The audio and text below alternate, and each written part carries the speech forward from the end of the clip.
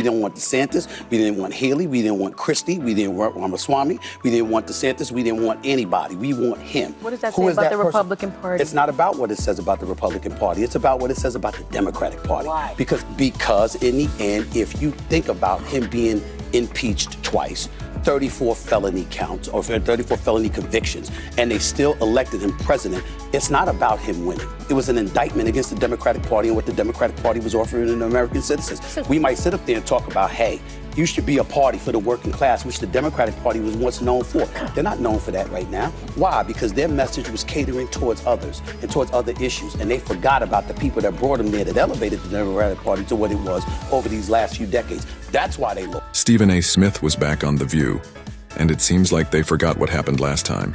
Back then, he completely dismantled their delusional worldview and refused to echo their Trump derangement talking points. But this time, he took it to a whole new level and went full MAGA, leaving the entire panel in utter disbelief. First up, Stephen A. Smith explains why the Democrat Party is an absolute disaster. If they keep pushing the narrative that Donald Trump is a 34-time convicted felon, they need to realize something. That doesn't make Trump look bad, it makes them look worse because the American people still chose the so-called felon over their candidate. Let that sink in. They want to call Trump an insurrectionist? Fine. But how bad must their policies and platform be if people would rather vote for an insurrectionist than them? The reality is almost no one took those felony charges seriously because anyone with two eyes could see the Department of Justice was weaponized to go after Trump. They were so desperate, they twisted the law and manipulated the courts to nail him on something insignificant, and guess what? It destroyed all Democrat credibility. Now, here's another desperate talking point from the Democrats. So Trump's only been in office for 6 weeks. Seems like 6 years, doesn't it?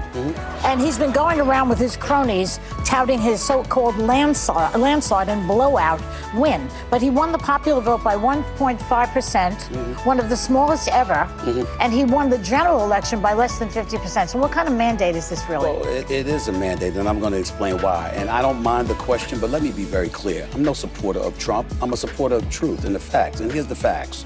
The man won every swing state.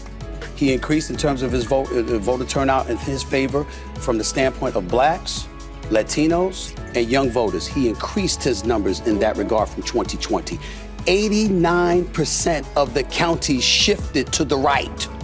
That's a mandate. I don't understand how people can look at that and say, there's no mandate. There's a mandate. They're claiming Trump's win wasn't a mandate because, in their minds, that somehow makes their disastrous loss less embarrassing. But Stephen A. Smith wasn't having it. He hit the panel with a brutal reality check and let them know, yes, it was a mandate, no sugarcoating. It's like the Democrats lost a basketball game by 20 points and are trying to claim it wasn't a blowout because other teams have lost by 30 or 40 points. Whatever helps them sleep at night, I guess. But here's the thing.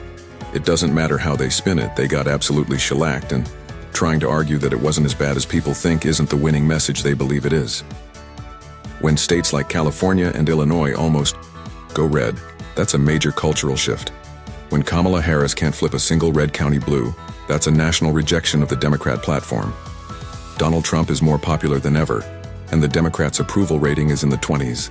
They have no power in any branch of government, yet they're obsessed with convincing people Trump doesn't have a mandate. Let me be clear.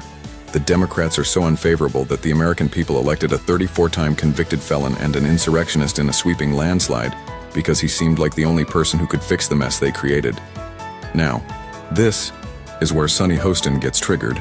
Stephen A. Smith explains to the panel that Biden is responsible for opening the borders and letting in 12 million illegal immigrants. Watch this. You brought up the message that the Democratic Party was disseminating. I'm challenging you on that. That is not what they were doing. I'm not talking about the intent. We did it. I was here too. I was alive and breathing right here on the air talking to everybody else. The bottom line is this, you're Joe Biden. You opened borders. Now remember, Barack Obama deported more people than Trump did. You know what he didn't do? He didn't stick out his chest and bloviate about it. He just did it. What does Joe Biden do? Who is a Democrat? Who's the vice president under Barack Obama? He opens borders. Over 12+ million people entered the country. But the biggest point I'm making. He just took the key and just opened up a door? He just took, well, that's part of it. Even the Democrats say they did. Sunny, with her signature snark, sarcastically says, "So what, he just opened up the door?" Yes, Sunny, that's exactly what he did. And you don't have to look further than Donald Trump to see the difference. All it took was Trump taking executive action, and suddenly border crossings hit 20-year record lows.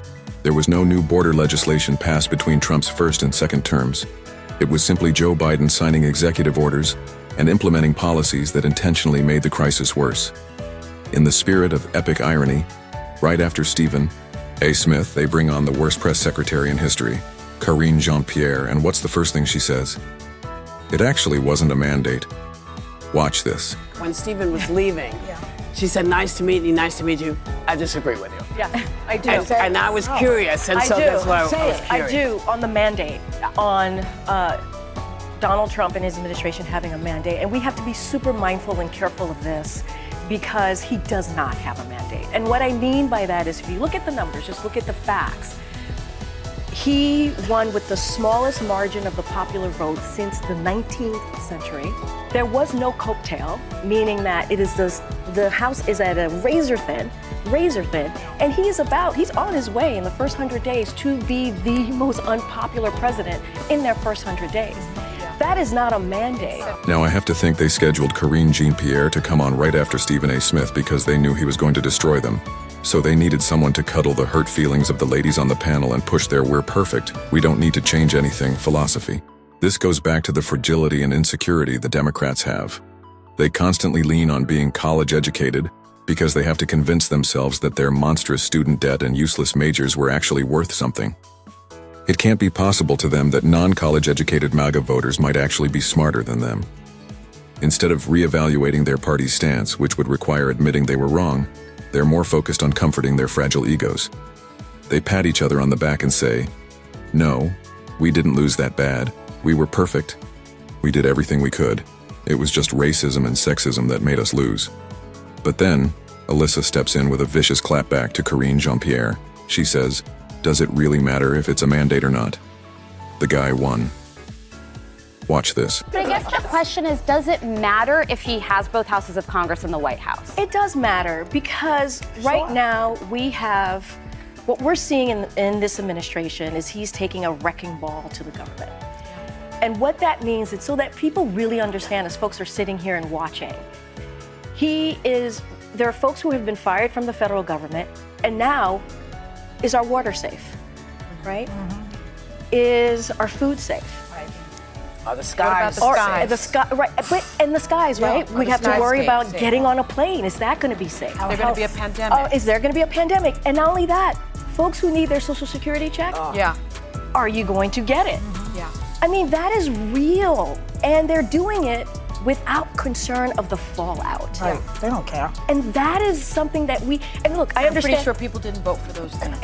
Right, because where's the economy? So Karine Jean-Pierre reverts to the same old fear-mongering tactics the entire Democrat Party relies on. Oh, they might cut your Medicaid, they might cut your Medicare, they might cut Social Security. Planes are going to fall out of the sky. Pandemics are going to start popping up. You won't get your tax returns. The government's going to grind to a screeching halt. They have to lie and use these scare tactics because there's zero evidence to support any of their claims, and that's why the Democrats keep losing over and over again in court. They're desperate because they know what Donald Trump is doing will actually be a net positive. They know if he's successful, people will be so thrilled with the Republican Party that the Democrats might never win another election again. But here's the thing. They're so power hungry that they don't care about improving the lives of their constituents. They just want to keep them afraid and Trump deranged so that in a year's time, when people start seeing the huge improvements from Trump's policies, they'll be too brainwashed to even acknowledge he did anything. Now, this last part is pure comedy. Karine Jean-Pierre tries to explain how bad she felt that everyone turned on Biden after it was exposed that he's, well, brain dead. But in doing so, she accidentally admits that Biden was so out of it she didn't even get to see him much. Whoopi Goldberg quickly cuts to the camera as everyone realizes Karine just delivered a massive cell phone. Watch this. And it was shocking what I saw. But I also, I can't speculate, right? I don't know what would have happened. And anybody who says they do, they don't really know. And so I don't want to go to rehatch the past. I don't think that's a good idea. Right now, again, 5-alarm fire, we need to move with strategy, with focus, and the Democratic Party needs to actually answer those questions that I put forth. Who are we and what are we fighting how do for? we meet the As- And moment? how do we meet As the moment? Press secretary, you were also an assistant to the president, so Yeah. that meant you were able to interact with the campaign off time. Actually, Did you I could not I had a special kind of role as the press secretary. I did not interact with it. So you had no, as, No, I did as a not. commissioned I- officer, I the could president, not, you didn't? because so you as had the press no secretary. insight into the polling that showed he would have lost every swing I state? did not That's because because sales. Well, it does matter though. Okay, here's what's going to happen. Hold on. We're going to take a break. So, Karine Jean-Pierre just confirmed what the bombshell Wall Street Journal report revealed. Biden was so hidden, so shrouded by his aides, that not even his cabinet secretaries or his own press secretary got to meet with him regularly. And Alyssa's like, yo, this kind of matters a little bit. But Whoopi? She's like, nah. We're going to commercial break. Why? Because they already had Stephen A. Smith completely destroy their worldview, and the last thing they needed was their token propagandist Karine Jean-Pierre making things worse by accidentally exposing the truth. It's hilarious. This just shows how desperate the Democrat media is to maintain their false narrative. They're not worried that they lied about Biden's mental decline. They're not worried that they wrecked the economy or let in 12 million illegal immigrants. They're not even worried about the 5-alarm fire constitutional crisis they've created. No, they're mad about one thing. Trump is exposing how effective governance can actually work. He's proving that the Democrats weren't interested in helping the American people. They were too busy maintaining a corrupt, deep state bureaucracy that siphons money from hardworking citizens to enrich themselves and their wealthy donors. It's a scam, and Trump's calling them out on it. Let's talk about the real reason the Democrats are so terrified of Donald Trump. It's not just about losing elections, it's about losing control.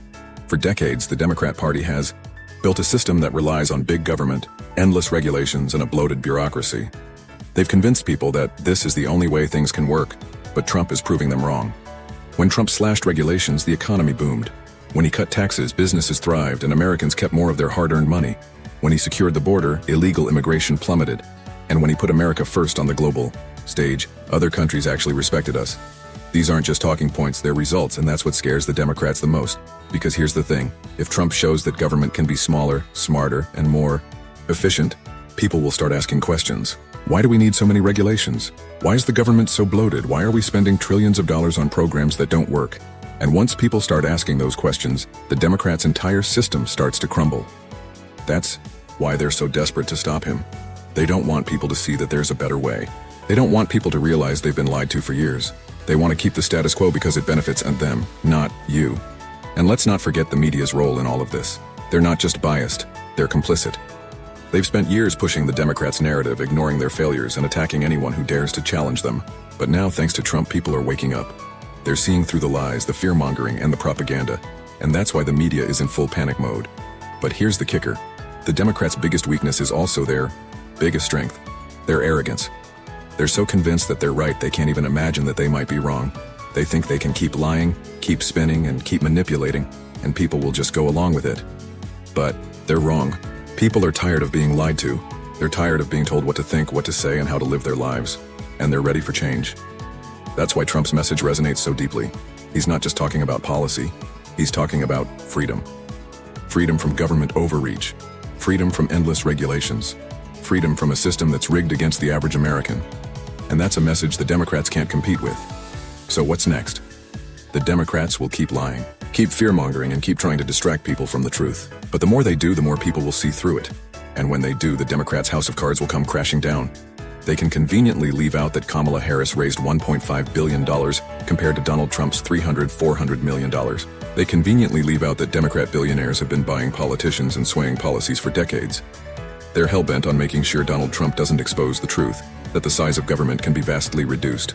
Regulations can be slashed, and the government can actually operate with some level of fiscal responsibility.